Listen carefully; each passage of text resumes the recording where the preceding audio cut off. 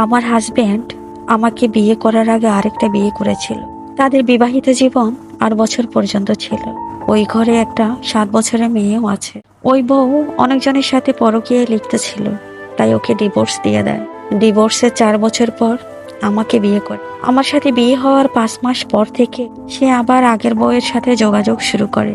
কিছুদিন পর আমি সব জানতে পেরে যাই। আমি তখন প্রেগনেন্ট ছিলাম। এটা নিয়ে রাগারাগি করে এক পর্যায়ে আমি বাপের বাড়ি চলে যাই। আমার বাবা মাকে বিষয়টা খুলে বলি। তারপর বিচার সালিশ হয়। ওদের পক্ষ থেকে এবং আমাদের পক্ষ থেকে সবাই আসে। ওকে জিজ্ঞেস করা হয় আগের বউয়ের সাথে কেন এখনো যোগাযোগ করে। ও বলে মেয়ের খোঁজ খবর নেয়ার জন্য ফোন করে। বিচারকদের সামনে সে বলেছিল আজকের পর থেকে আর যোগাযোগ রাখবেন। আমি আবার তাদের বাড়িতে চলে যাই, কিন্তু সে একটুও বদলায়। প্রতিনিয়ত তাদের মধ্যে যোগাযোগ হতো।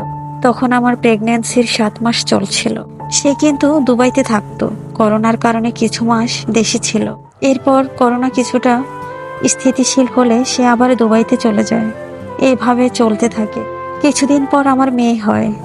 মেয়ে হওয়ার 4 মাস পর সে তার আগের বউকে চুরি করে বিয়ে করে দুবাইতে নিয়ে যায়, সাথে মেয়েকেও।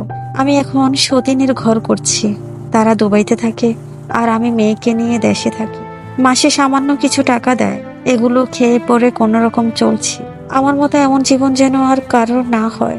আমার কি ভুল ছিল যে আমাকে এমন করে ঠকতে হবে?